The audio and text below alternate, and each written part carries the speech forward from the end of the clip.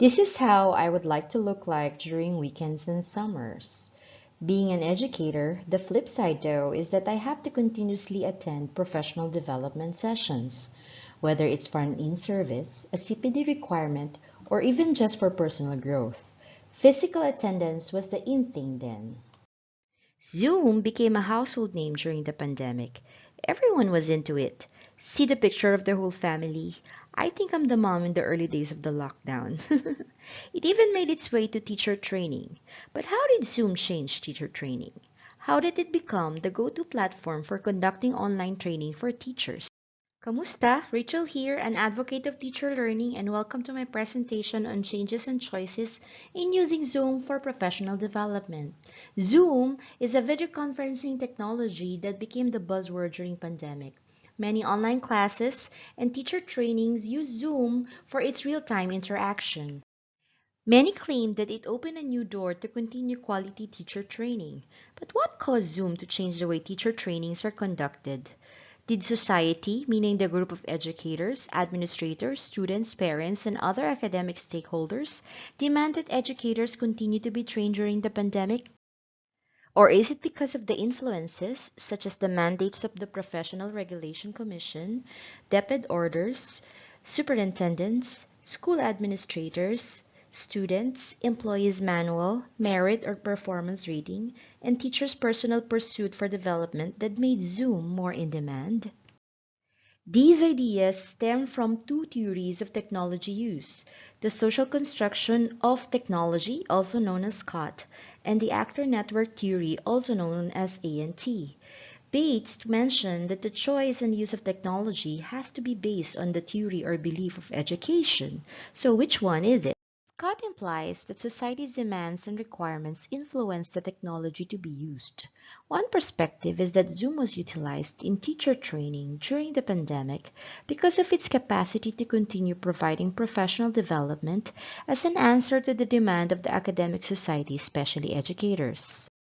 On the other hand, A&T focuses on the collaborative network of human actors like teachers, administrators, learners, parents, academic personnel, and non-human actors mandates from PRC, DepEd, Employees Manual, Merit Training, and Pursuit for Development to create a process in utilizing Zoom for teacher training. These two theories are both introduced to change, to drive development in the field of teacher training. Both are used to establish society's relationship to technology. Society and the collaborative network determine the most appropriate technology to use for progress, like Zoom for online teacher training, for instance. Furthermore, Scott and A&T are both evolving innovative theories that lead to the systematic and discerning details of technology design. They both have four methodical processes. For Scott's design process, it involves relevant social groups, interpretive flexibility, closure, and technological framework. In A&T, concept of translation is crucial. This is the constant shifting of power between society and technology, as cited by Sesvari. The stages of translation are problematization, intersessiment, enrollment, and mobilization.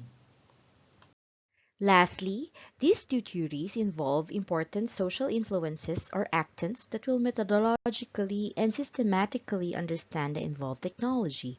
Zoom was chosen for teacher training by relevant social groups who have needs, or the interaction of networks who collaborated to influence the technology to be used. Of course, these two differ in a lot of ways. One of the most compelling differences between the two is the involvement of humans. Scott focuses more on the entire perspective and separateness of the human and non-human influences, while in A&T, human and non-human influences are both involved in determining the technology to be used. Another difference is that in Scott, the influence of society is greater than technology. It provides more privileges to the human factor in terms of social and technological interactions. While in A&T, humans' motives and desires are of equal consideration to that of technology. Technology, particularly the utilization of video conferencing applications like Zoom, paved the way for the continuous professional development of teachers. The emergence of Zoom could be linked by either of these two, the demands and requirements of society, particularly in the academic landscape, or it could have stemmed from the collaboration of different network systems which influenced the technology to be used. What we can see here clearly is that both theories, the social construction of technology and the actor network theory, are valuable in answering questions about society's relationship with technology. The two theories employed methods to accurately and systematically provide an answer regarding society and technology relationships. They question details, ideas, and perspectives to offer an alternative view regarding the belief that it is only technology that dictates the changes happening in society. With these two beliefs or theories, we see the beauty of having a choice. We can always choose the appropriate technology that would be beneficial and sustainable. The choice made on the technology used would greatly impact the changes that will transpire in our future.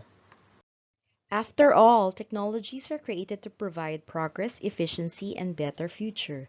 The gift of technology is always to benefit mankind and not the other way around. The question of which theory holds more value depends on the type of answer being sought. What is clear is that these two theories can aid change. Shift happens whether it is through the demands and needs of society or through the process of collaborative network. Zoom offers a platform for educators to better themselves in the field of teaching. It has become the technology that changes the course of history in the professional development of teachers.